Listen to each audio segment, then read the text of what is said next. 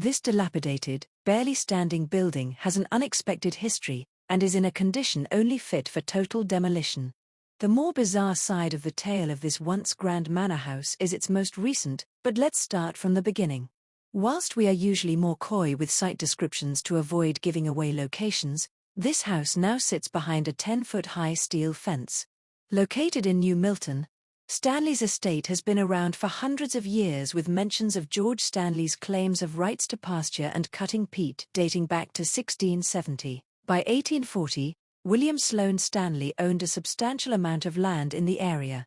The house itself is thought to have been built by the Gunning-Sutton family at some point in the mid-1870s.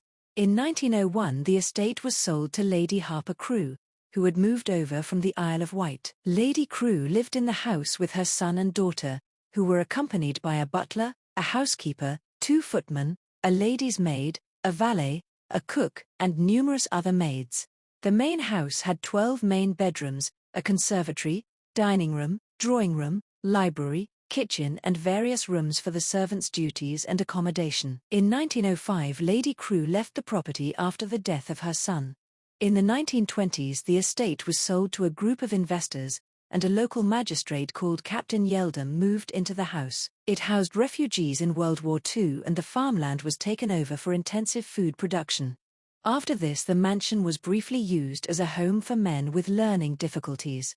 Later on in its life, the house's somewhat honorable history came to an end when Mr. and Miss Cross turned the building into a nightclub. The grounds surrounding the house were used as a caravan park, a use which remains to this day. Locals reminisce fondly of nights spent at the music venue, though they also report stabbings in the car park. We've not been able to verify these reports from any articles, however.